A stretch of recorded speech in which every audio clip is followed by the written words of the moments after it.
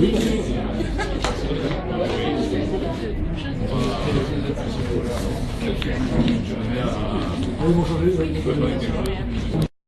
Nous font vraiment plaisir. Alors vous allez nous parler de la Croix-Rouge, cet engagement. Je le disais, la beauté pour une cause. Vous-même, vous avez commencé cet engagement avec les mines antipersonnelles.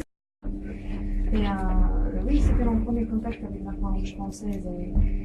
J'avais un peu mal au cœur.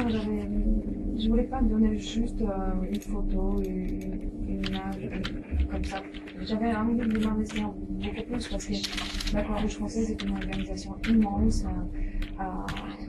Moi, j'ai baigné un peu dans cet univers parce que je fais des études de médecine, alors je me suis sentie très proche de ce milieu, j'avais envie de donner plus.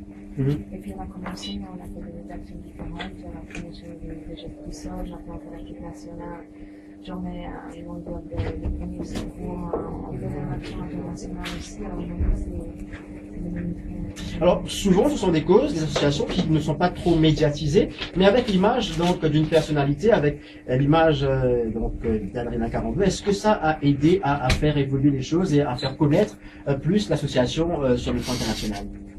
Moi, je pense que nous avons réussi, grâce à la stratégie de communication qui était très maligne, très intelligente, toucher le jeune public à travers notre spot publicitaire, par exemple. On était vraiment éduqués dans cet esprit. Alors, j'étais un tout petit peu surpris qu'en France, c'est inexistant.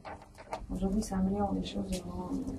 Peut-être on va demander à Jean-François Riffaut de nous dire un peu. Oui, en France, c'est clair que le rôle d'Adriana sur les gestes qui sont en particulier a été décisif, parce que comme elle vient de le rappeler, les chiffres sont passés de 6% à 47% de la population qui est formée. C'est pas Adriana qui a formé tout le monde, hein, je vous rassure. Je suis venue 2 ou 3 fois, je crois, mais là, tout à l'heure, tout le monde, monsieur le maire, m'a rappelé que c'était il y a 12 ans. Et moi, j'ai l'impression que c'était hier, vraiment. J'ai tellement d'esprit de venir à vivre que c'était un choc pour moi d'apprendre que c'était si loin que ça. Mais hier, j'ai passé une journée formidable avec des tigres et des lions, c'est ma vraie passion. Après, on a fait la tironnée dans le parc qui s'appelle Casella. Et c'était sublimissime parce que c'est vraiment un bonheur de passer quelques jours ici. Vous avez des plages, nature, un magnifique. Oui. Des plages. Vous avez toute mon attention. Super, et puis des activités qui font avec, hein, c'est extraordinaire. Vous avez goûté aux fruits exotiques de Maurice? Je connais, qu'est-ce que j'ai mangé?